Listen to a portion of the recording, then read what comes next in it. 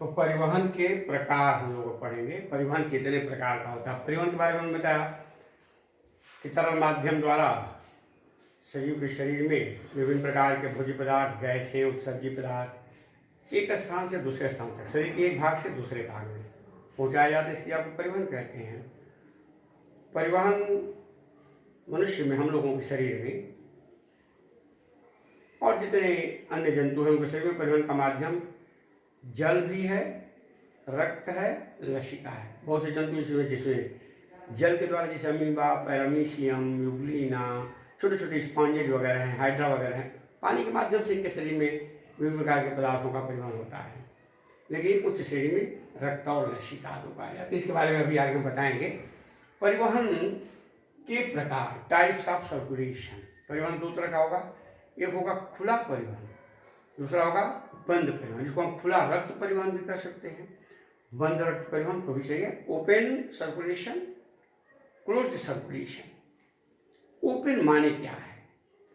बहुत सरल जंतु हैं जिनके शरीर में हृदय से रक्त, उनमें केशिका नहीं पाई जाएगी।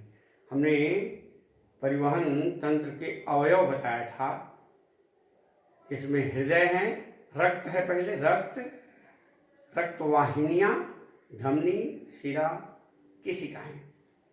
हृदय, रक्तवाहिनियाँ तीन बताए थे, धमनी, शिरा, केशिकाएं, और रक्त उसमें भरा रहता है। तो केशिका नहीं होगी खुला रक्त परिवहन में। कैपिलरीज, केशिकाएं में तो केस की तरह से पतली, उनको हम केशिका कहते हैं, केशिकाएं नहीं होंगे। ऐसे जंतुओं में जब रक्त जो है हृदय से शरीर के अंदर खुली रक्त गुहा में भर जाता है और उस खुली रक्त गुहा से हृदय में वापस आता है, उसे हम कहते हैं खुला रक्त परिवहन। उस खुली रक्त गुहा को हीमोसील, छोटे छोटे साइनस कहलाते हैं। खुले पात्र बर्तन, एक तरह का पात्र होता है, जैसे तिलचट्टा में, टिड्डा में, ये घोंघा जिसको ऐंठा, स्नेल, चिंगड़ी, प्राण, इनमें खुला रक्त परिवहन होता है। कीट वर्ग में खुला ही रक्त परिवहन होता है। अब तो खुला रक्त परिवहन के लिए यहाँ मिलता है, ये हृदय है, ये छोटे छोटे छिद्र, आस्टिया मानव छिद्र हैं, यहाँ से हृदय से रक्त आता है, हीमोसील में भर जाता है और फिर इसके माध्यम से आस्टिया से होते हुए इस तरह से खुले। इसका मतलब है कि इसमें रक्त शरीर गुहा, जो बॉडी कैविटी है, तो सीधे देह गुहा के संपर्क में होता है, बॉडी कैविटी के संपर्क में रक्त आ जाता है। लेकिन बंद रक्त परिवहन में क्या होगा? रक्त बंद रक्त नलिकाओं द्वारा हृदय से शरीर के विभिन्न भागों में जाएगा और शरीर के विभिन्न भागों से बंद रक्त नलिकाओं द्वारा ही हृदय में आएगा। तो उसमें केशिका भी होगी, इसमें केशिका नहीं होगी, इसमें केशिका को कोई प्रश्न नहीं है खुला रक्त परिवहन। अब थोड़ा सा काकरोच में हम इसको समझें, उसी खुला रक्त परिवहन को काकरोच में हमने समझाने की कोशिश किया है। काकरोच यानी तिलचट्टा में खुला परिवहन। देखो ऐसा है कि खुला परिवहन में जो हीमोसील है, उसमें जब वर्णक विहीन माने रंग विहीन, बिना कलर का रंग हो, सादा हो बिल्कुल, तो उसको हीमोलिम्फ कहते हैं, हीमोलिम्फ।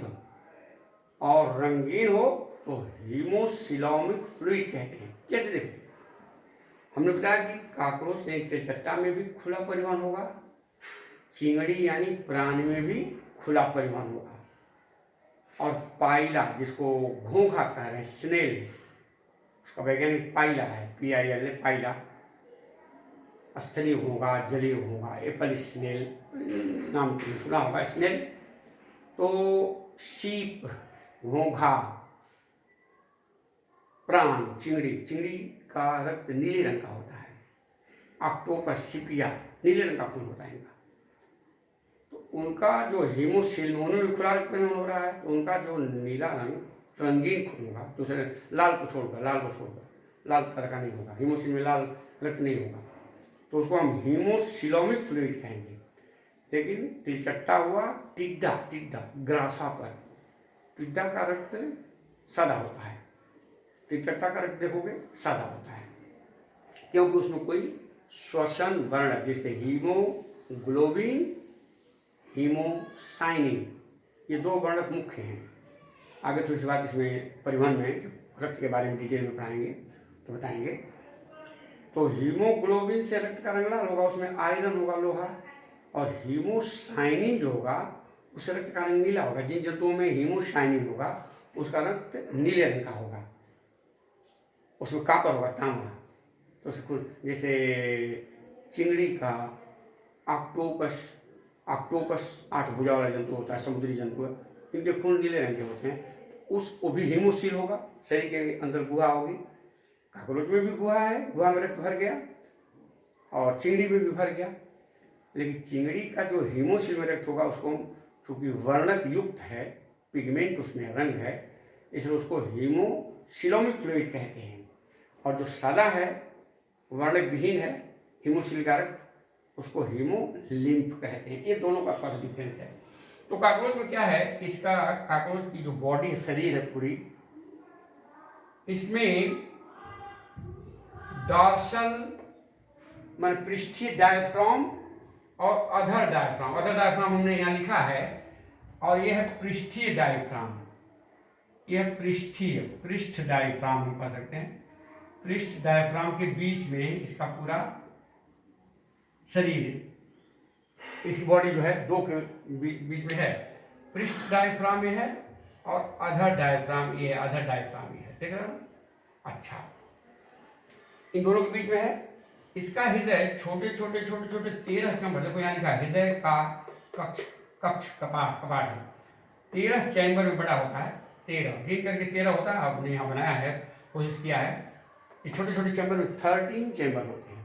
उसमें छोटे छिद्र, जैसे हमने आस्टिया लिखा है, वो आस्टिया छिद्र होते हैं, और उस पर छोटे कपाट लगे रहते हैं जो रक्त परिवहन की दिशा को तय करते हैं किधर तक जाएगा। और इससे एलर पेशी लगी रहती है। पेशी जैसे हृदय में हृदय पेशी होती है, हृत पेशी, कार्डियक मसल, तो उस पेशी की वजह से हृदय में संकुचन शीतलन होता है ना। तो काकरोच के हृदय में एलर पेशियाँ होती हैं। एलर पेशी हमने नाम लिख दिया, एलर पेशियाँ ऐसे लगी रहती हैं। इसके संकुचन से इसमें कक्ष में रक्त आता है, हृदय के कक्ष से आगे बढ़ता है। अब देखो, तो पृष्ठ डायफ्राम और अदर डायफ्राम के बीच में तीन भागों में इसका चेंबर मान देह गुहा इसकी 3 भाग में बटी है। पहला पेरिकार्डियस साइनस कहते हैं, छोटे चैम्बर जो सब मिल करके एक साथ हीमोसील कहलाते हैं। यही ध्यान देना है। साइनस छोटे कक्ष होते हैं जो मिल करके शरीर के अंदर बड़ा सा हीमोसील बनाते हैं। हीमोसील का मतलब यहाँ थोड़ा समझ लीजिए, यहाँ थोड़ा सा हीमोसील की बात बताते हैं। हीमोसील बहुत इंपॉर्टेंट चीज है, इसको जानोगे। हीमोसील ये अंग्रेजी का शब्द है, हीमोसील। हीम का मतलब होता है रक्त, ब्लड, और सील का मतलब होता है कैविटी, गुहा। कैविटी माने गुहा, तो रक्त गुहा इसको कह सकते हैं, जिसमें रक्त भरी हुई गुहा पाई जाए उसको हीमोसील कहते हैं। और ये साइनस मिलकर के हीमोसील बनाते हैं। अब देखो साइनस 3, काकरोच का शरीर पृष्ठ डायफ्राम अधर डायफ्राम के बीच में इसका पूरी देह गुहा होती है जो 3 भागों में बटी होती है। पेरिकार्डियस साइनस कहते हैं इसको। पेरीविसरल साइनस जो बीच में है, और नीचे पेरीन्यूरल साइनस। पेरिकार्डियल साइनस जो हृदय को घेरे हुए है, चैम्बर, जो कक्ष, जिस कक्ष में हृदय है उसको कहते हैं पेरिकार्डियल। कार्डियल माने हृदय होता है, पेरिकार्डियल साइनस। और पेरीन्यूरल साइनस, न्यूरल तंत्रिका तंत्र, इसका प्रांतीय तंत्रिका तंत्र जिसको कहते हैं पेरिफेरल नर्वस सिस्टम काकरोच का, वो पेरीन्यूरल साइनस में। और पेरिकार्डियल साइनस और पेरीन्यूरल साइनस के बीच का जो हिस्सा होता है पेरीविसरल साइनस, जिसमें उसकी पूरी आहार नली वगैरह रहती है काकरोच की। 3 साइनस हो, किसके बीच में? पृष्ठीय डायफ्राम और अधर डायफ्राम के बीच में 3 कक्षों में इसका शरीर बटा हुआ है। पहला है पेरिकार्डियल साइनस, जिसके अंदर हृदय पाए जाते हैं 13 चैम्बर वाले। नीचे का है पेरीन्यूरल साइनस, जिसमें उसका तंत्रिका तंत्र, प्रांतीय तंत्रिका तंत्र होता है। और तीसरा है पेरीविसरल साइनस, विसरा, जिसके अंदर उसके पूरे पाचन तंत्र वगैरह आनंद पाई जाती है। सबसे पहले एलर पेशियों के संकुचन से पेरिकार्डियल साइनस से होकर के रक्त जो है ऑस्टिया नामक छिद्रों से, हृदय से रक्त इस विसरल साइनस से आगे की तरफ जाएगा महाधमनी। महाधमनी को एंटीरियर एओर्टा, पृष्ठ महाधमनी, एंटीरियर एओर्टा हमने लिखा, पृष्ठ महाधमनी जाता है, जहाँ के संकुचन के बाद वहाँ से रक्त, अब देखो यहाँ आएगा, देखो हमने तीर से यहाँ बना दिया है, ये रक्त आ रहा है, यहाँ से रक्त आ जाएगा पेरीविसरल साइनस से, पेरीविसरल साइनस में भर जाएगा। इसके बाद रक्त पेरीविसरल साइनस से फिर आ जाएगा, ये तीर का निशान बनाया हुआ है, पेरीन्यूरल साइनस, साइनस में रक्त आके भर गया। अब पेरीन्यूरल साइनस से फिर संकुचन से यहाँ से रक्त सीधे यहाँ से प्रवेश कर जाएगा पेरिकार्डियल साइनस में। इस तरह से खुली रक्त गुहा पाई जाती है जिसमें रक्त भर जाता है। इसका उदाहरण आप दे दोगे, काकरोच, टिड्डा, चिंगड़ी, प्राण, क्रैब जिसको केकड़ा कहते हैं, केकड़ा में भी यही परिवहन होता है। इस तरह से खुला रक्त परिवहन, हम लोग बंद रक्त परिवहन के बारे में बहुत डिटेल में हम पढ़ाएंगे। बंद रक्त परिवहन तो बहुत ज़्यादा पढ़ना है, तो उसको तो हम हृदय थोड़ा सा बताए भी थे, 2 डायग्राम बना करके इसके पहले, तो हृदय की बात बताएंगे। अब आइए, ये हो गया आपका संक्षेप में खुला रक्त परिवहन। खुला रक्त परिवहन ये निम्न श्रेणी के जंतुओं में होता है, इसमें केशिकाएं नहीं पाई जाती हैं। खुला रक्त परिवहन आपका खत्म हो गया। बंद रक्त परिवहन, जब शरीर हृदय से रक्त बंद रक्त वाहिनियों द्वारा शरीर के विभिन्न भागों में पहुंचाया जाता है और पुनः बंद रक्त वाहिनियों द्वारा ही शरीर के विभिन्न भागों से रक्त को हृदय में वापस लाया जाता है, इसे बंद रक्त परिवहन कहते हैं। तो इसमें धमनी शिराओं के द्वारा शरीर के विभिन्न भागों से रक्त को हृदय में लाया जाता है और धमनियों के द्वारा हृदय से रक्त को शरीर के विभिन्न भागों में ले जाया जाता है। धमनियों के अंतिम सिरे पर पतली पतली केश की तरह से जाल जैसी रचना पाई जाती है, जिसे केशिकाएं कहते हैं, जो शिरा केशिकाएं से धमनी केशिकाएं जुड़ी रहती है शरीर के विभिन्न भागों में। अब इस शरीर के थोड़ा द्रव की बात हम लोग जाने, बॉडी फ्लूइड, यहाँ क्लोज शब्द हम बाद में अभी इसको खूब डिटेल में पढ़ाएंगे। रक्त पढ़ाएंगे, हृदय से कैसे हम लोगों के रक्त का परिवहन होगा, इसको हम लोग बहुत ज़्यादा डिटेल में पढ़ेंगे, ठीक ना। तो यहाँ पर पढ़ेंगे शरीर के द्रव, बॉडी फ्लूइड। अब देखो हम लोग के शरीर में देखा जाए तो 2 तरह के द्रव हैं, 2 तरह के द्रव पाए जाएंगे। इसका नाम सिलेबस में हमने लिख दिया है कि 8 द्रव हम बताएंगे, 8।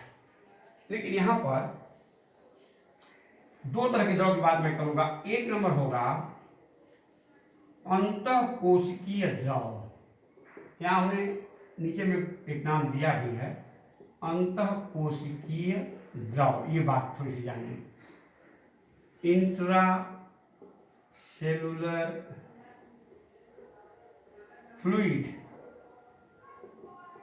इसको ICF कहते हैं संक्षेप में। देखिए, दूसरा है बाह्य कोशिकीय द्रव। बस 2 तरह के द्रव की बात मैं बता रहा हूँ। बाह्य कोशिकीय द्रव, एक्स्ट्रा सेलुलर फ्लूइड, इसको ECF कहते हैं।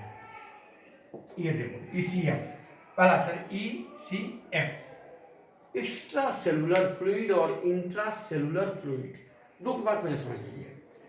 इंट्रा सेलुलर फ्लूइड, जो द्रव कोशिका के अंदर पाया जाए। कोशिका, हमारा शरीर चाहे पौधा का शरीर, यहाँ तो हम लोग अपने शरीर की बात कर रहे हैं, अपने शरीर के द्रव की बात कर रहे हैं, तो कोशिका के अंदर द्रव पाया जाएगा।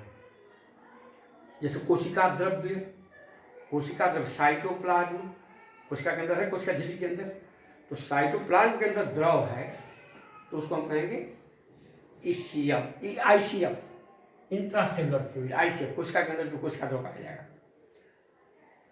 कोशिका के बाहर जो ऊतक है, कोशिकाओं से मिलकर ऊतक बना हुआ, ऊतक वाले स्थान पर उसके बाहर उसके बीच बीच में बाह्य कोश की द्रव कोशिका के बाहर होगा, झिल्लियों से घिरा रहेगा, पतली पतली झिल्लियां होगी। हर द्रव को घेरने के लिए झिल्लियां होगी, बिना झिल्लियों से घिरा हुआ द्रव रहेगा कैसे?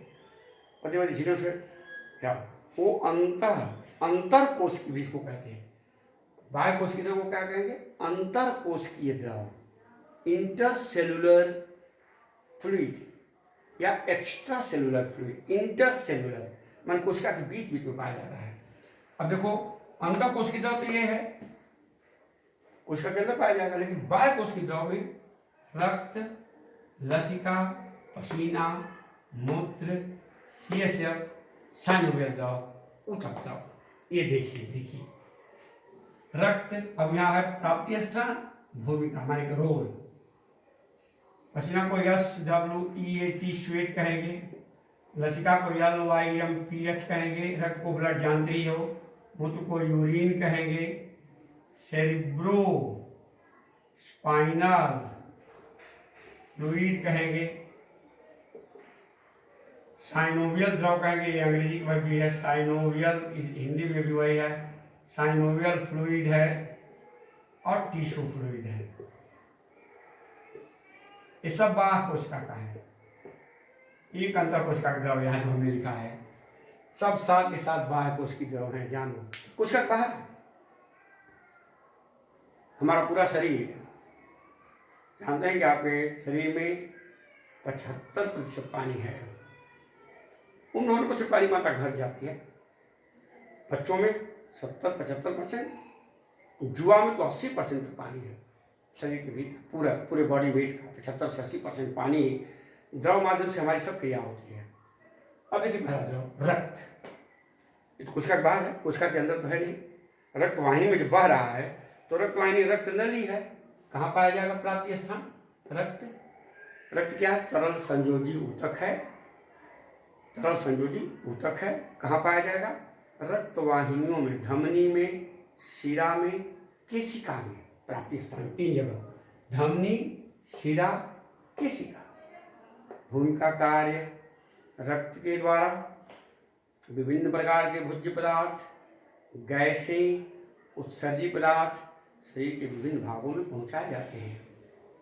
यह रक्त ही ऑक्सीजन यहाँ से फेफड़े से लेता है, कार्बन डाइऑक्साइड को जो शरीर में बनती है उसको फेफड़े में लाके छोड़ता है, रक्त करता है। पोषक पदार्थ जो हमारे पूरी आहार नली के अंदर पचते हैं, पचे हुए को अवशोषण किया जाता है विलाई के द्वारा, जो हमने पहले पढ़ाया था। अवशोषित भोज्य पदार्थ को रक्त के द्वारा शरीर के विभिन्न भागों में पहुँचाया जाता है। उत्सर्जी पदार्थ बहुत से बनते हैं, वे उत्सर्जी पदार्थ रक्त के माध्यम से शरीर से बाहर निकालने के लिए उत्सर्जी अंग तक उत्सर्जी पदार्थ सब रक्त काम कर रहा है। शरीर के तापक्रम का नियंत्रण करता है रक्त। टेम्परेचर हमारे शरीर का 98.4 डिग्री फ़ारेनहाइट है, ये रक्त ही निर्धारित करता है। बहुत से हानिकारक जीवाणु जो शरीर में प्रवेश कर जाते हैं, रक्त एंटीबॉडी बनाता है और उसको मार देता है जीवाणुओं को। WBC वाइट ब्लड, इसके बारे में खूब आगे हम डिटेल में पढ़ाएंगे। तो रक्त सुरक्षा का काम करता है, शरीर के रोगाणुओं से बचाने का काम करता है। रक्त जम जाता है, जम करके अधिक कटने से किसी अंग के रक्त प्रवाह ज़्यादा रक्त निकल जाएगा तो व्यक्ति की मृत्यु भी हो सकती है रक्त जमने की क्रिया द्वारा। इस तरह से रक्त का बहुत सारा काम है। लसिका यह एक परिवर्तित ऊतक द्रव है। रक्त से छनकर लसिका का भी निर्माण होता है, जानोगे। लसिका कहाँ पाए? लसिका का निर्माण भी रक्त से, ये छने विभाग से लसिका भी बनती है। लसिका में केवल इसका रंग हीमोग्लोबिन नहीं होता, लाल रक्त कणिका नहीं होती है, इसलिए लसिका रंगहीन होता है, हल्का पीले रंग का रंगहीन होता है। यह कहाँ पाया जाएगा? लसिका वाहिनियों में। लसिका नलिकाएं हैं शरीर में, बहुत सारी लसिका वाहिनियाँ हैं। लसिका ग्रंथियों में पाया जाएगा। देखो सबसे बड़ी लसिका ग्रंथि, जिसके पहले हमने पढ़ाया था, स्प्लीन, प्लीहा। आपके गले में टॉन्सिल है, ये लसिका ग्रंथि है, ध्यान में रखोगे। प्लीहा, स्प्लीन सबसे बड़ी लसिका ग्रंथि है, टॉन्सिल ये लसिका ग्रंथि है। ये पाया जाता है लसिका वाहिनियों में, लसिका ग्रंथियों में लसिका पाई जाती है। प्राप्ति स्थान, कार्य, भूमिका, रोल।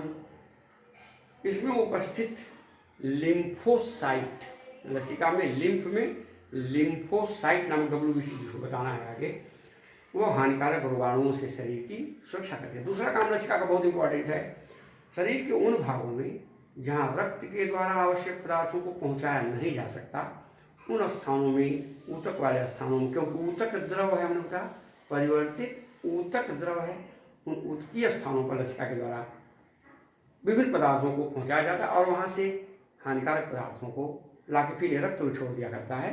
इस तरह से लसिका उन स्थानों पर पदार्थों को पहुँचाने में मदद करता है और हानिकारक जीवाणुओं से शरीर की सुरक्षा भी लसिका करने का काम करता है।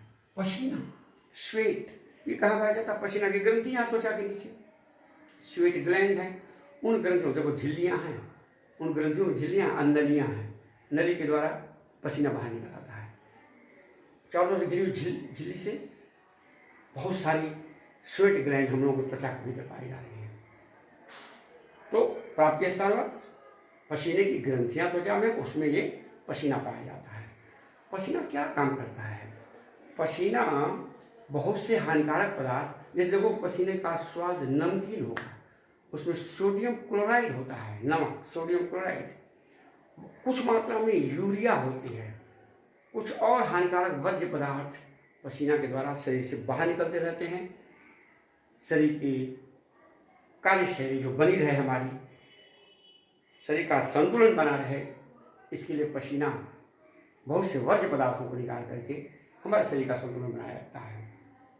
दूसरा है टेम्परेचर बढ़ने पर पसीना जब निकलता है तापक्रम के प्रभाव से, तो वाष्पीकरण के द्वारा शरीर को ठंडक, माने टेम्परेचर तापक्रम का नियंत्रण भी करने का काम पसीना करता है और शरीर पदार्थ को निकालता है।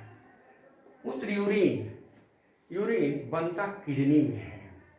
निर्माण कुछ इसका यूरिया वगैरह लीवर में भी बनते हैं, जो किडनी से छनते हैं, तो बनेगा किडनी में, लेकिन स्थित कहाँ रहेगा? मूत्राशय में, क्योंकि किडनी से बन के छनता रहता है और मूत्र नली के द्वारा नेफ्रॉन, इसके बाद वाला चैप्टर बने परिवहन पढ़ा रहे हैं, ठीक इसके बाद उत्सर्जन, इसका पार्ट आएगा, तीसरा चैप्टर का उत्सर्जन अंतिम भाग होगा। तो ये परिवहन के बाद उत्सर्जन पढ़ाएंगे, तो उसमें नेफ्रॉन का चित्र बनाकर, नेफ्रॉन किडनी की रचनात्मक एवं क्रियात्मक इकाई को नेफ्रॉन कहते हैं।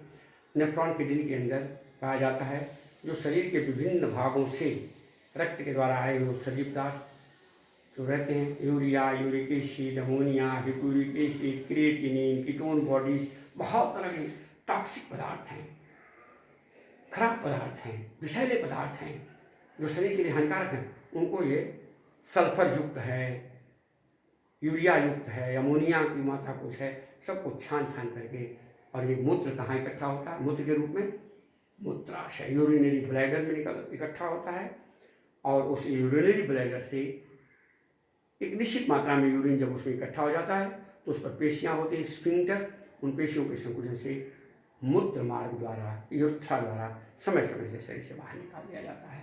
तो बहुत से उत्सर्जित पदार्थ इसमें होते हैं, खराब पदार्थ होते हैं। CSF, सेरिब्रोस्पाइनल फ्लूइड, देखो नाम है cerebro spinal, spinal cord, cerebro मस्तिष्क में जैसे हृदय में निलय है, वैसे मस्तिष्क में भी निलय है, वेंट्रिकल है। 4 वेंट्रिकल मस्तिष्क में हम लोगों के हैं। ब्रेन की रचना जब आप ट्रेन में जाओगे पढ़ोगे तो ब्रेन की रचना बताएंगे। तो मस्तिष्क में भी निलय होते हैं, उस मस्तिष्क के निलय में CSF भरा रहता है, और मस्तिष्क को घेरे हुए झिल्लियाँ हैं। सबसे बाहरी झिल्ली है ड्यूरामेटर, सबसे भीतरी झिल्ली है पायामेटर, और दोनों के बीच में आर्कनॉइड। पायामेटर और आर्कनॉइड के बीच में सब आर्कनॉइड स्थान है, उसमें भी ये द्रव पाया जाता है। उन झिल्लियों को मेनिंजेज कहते हैं, मेनिंजेज। तो मस्तिष्क की झिल्ली और यही झिल्ली स्पाइनल कार्ड, रीढ़ रज्जु में भी पाई जाती है, जो रीढ़ की हड्डी के भीतर पाया जाता है स्पाइनल कार्ड। तो स्पाइनल कार्ड के अंदर सेंट्रल कैनाल है, केंद्रीय नली, उसकी रचना जब आगे आप पढ़ोगे तो क्लियर होगा, लेकिन यहाँ पर जानना कहाँ पाया जाता है। CSF कहाँ पाया जाता है? मस्तिष्क की झिल्लियों और स्पाइनल कार्ड की झिल्लियों के बीच, तथा मस्तिष्क के वेंट्रिकल निलय और स्पाइनल कार्ड के केंद्रीय नलिका सेंट्रल कैनाल में CSF देखो सेरिब्रो स्पाइनल फ्लूइड पाया जाता है। यह द्रव क्या काम करता है? झिल्लियों को चिपकने नहीं देता है, झिल्लियों के बीच विभिन्न प्रकार के पोषक पदार्थों का परिवहन करता है। कोई हानिकारक पदार्थ हो तो उसको वहाँ से हटाने का भी कार्य करता है। पोषक पदार्थों को मस्तिष्क को, स्पाइनल कार्ड को पहुँचाने का कार्य ये द्रव करता है। इस तरह से स्वस्थ रखने में मस्तिष्क को इस द्रव की बहुत बड़ी भूमिका होती है। और खराब पदार्थों को, गैस वगैरह भी से होकर के कुछ मिलती रहती है, सब कुछ पदार्थों को तरल माध्यम से और झिल्लियों को चिपकने नहीं देता है। और घर्षण से अगर इस मस्तिष्क के ये तो खोपड़ी है, ये मस्तिष्क नहीं, मस्तिष्क के भीतर है और तो उसके बाद झिल्लियाँ हैं, तो घर्षण से भी सुरक्षा करने का काम करता है। साइनोवियल फ्लूइड हमारे शरीर में हड्डियों में बहुत से जोड़ हैं, जैसे केवनी का जोड़ है, ये कलाई का जोड़ है, ये घुटने का जोड़ है, ये कंधे के जोड़ हैं, बहुत तरह के जोड़ हैं। इन हड्डियों के जोड़ों को हम लोग साइनोवियल ज्वाइंट कहते हैं, जो मूवेबल ज्वाइंट है, जो हिल डुल सकते हैं। ऐसे जोड़ों की बात मैं बता रहा हूँ, उसको साइनोवियल ज्वाइंट कहते हैं। वहाँ पर पतली झिल्ली होती है, हमने बताया द्रव हमेशा झिल्ली रहेगी जरूर, ये तो द्रव रुकेगा कैसे उस स्थान पर। साइनोवियल मेम्ब्रेन जोड़ों पर जहाँ जहाँ ज्वाइंट हैं उन ज्वाइंट पर उसी स्थान पर साइनोवियल झिल्ली से घिरा हुआ साइनोवियल फ्लूइड पाया जाता है। प्राप्ति स्थान हो गया। क्या काम करेगा? इन जोड़ों में गति होती है। अगर ये तरल गाढ़ा हो जाए, सूखने लगे, तो हड्डियों के जोड़ों के बीच कटकट की आवाज़ होने लगेगी। हड्डियों में मूवमेंट की क्रिया में बहुत तकलीफ होगी, बहुत परेशानी होगी। देखा होगा एज होने के बाद कभी कभी जोड़ में पकड़ करके आदमी घुटने को उठ रहा है, बहुत परेशानी होती है। तरह तरह की जैसे ऑस्टियोआर्थराइटिस हो जाती है, गठिया वगैरह रोग हो जाता है। इस द्रव के साइनोवियल फ्लूइड अगर ठीक है, लुब्रिकेटिंग का काम करता है। कसन माने गद्दीदार, CUSHION, जोड़ों में कसन जैसे गद्दी मुलायम बनाए रखता है, चिकना बनाए रखता है। लुब्रिकेटिंग का काम करता है। ये जोड़ हड्डियों को मूव कराने में, गति कराने में, विभिन्न दिशाओं में घुमाने में ये जोड़ काफ़ी मदद करता है। तो साइनोवियल फ्लूइड ऊतक द्रव, ऊतक वाला स्थान, टिश्यू फ्लूइड, ऊतक शरीर के अंदर बहुत से ऊतक हैं, उन ऊतकों के बीच बीच में बहुत से द्रव पाए जाते हैं। उस द्रव के माध्यम से उन ऊतक वाले स्थानों में आवश्यक पदार्थ पहुँचाए जाते हैं और वहाँ से बहुत से वर्ज्य पदार्थ, उत्सर्जित पदार्थ, खराब पदार्थ उन ऊतक वाले स्थानों से ये द्रव निकालने का काम करता है। कार्य इसका हो गया ऊतक वाले स्थान। और अंतःकोशिकीय द्रव, जो द्रव कोशिका के भीतर, कोशिका द्रव्य साइटोप्लाज्म में पाया जा रहा है, उसको हम कहते हैं अंतःकोशिकीय द्रव। यह द्रव बहुत से खनिज पदार्थ, आवश्यक पदार्थ, भोज्य पदार्थों को जमा रखता है, कोशिका को पोषण देता है। इस प्रकार ये शरीर के, इसके अलावा बहुत सारे द्रव अभी टेलीग्राफ में जाओगे तो आँख के अंदर हम पढ़ाएंगे। विट्रियस ह्यूमर, एक्वस ह्यूमर, ये आँख उनकी गोल है, पेशियों से घुमाई जा रही विभिन्न दिशाओं में, लेकिन ये गोल क्यों है? उसके अंदर द्रव भरा हुआ है, तरल द्रव है, पानी जैसा। एक्वस ह्यूमर, विट्रियस ह्यूमर एकदम गाढ़ा जेली तरह द्रव है। अगर वो द्रव न रहे तो आदमी देख नहीं पाएगा, इमेज नहीं बनेगी। बहुत से द्रव हैं, तमाम तरह के स्लाइवा वगैरह बन रहा है, मुंह में लार बन रहा है, लार ग्रंथियों में तमाम द्रव बन रहा है ना। इस तरह से बहुत सारे और भी द्रव हैं, लेकिन ये सिलेबस के अनुसार ये 8 प्रकार के द्रव। इसके बाद आगे हम बताएंगे रक्त की पूरी रचना, पूरा रक्त का चार्ट बनाएंगे। रक्त क्या हुआ उनका सबके बारे में, रक्त कणिकाएँ, प्लाज्मा, ये सब पूरा डिटेल में। और हृदय में रक्त का परिवहन, रक्त का जमना, रक्त का ग्रुप, ब्लड का ग्रुप, इसमें बहुत सारा। इसके बाद हम आगे बढ़ाएंगे।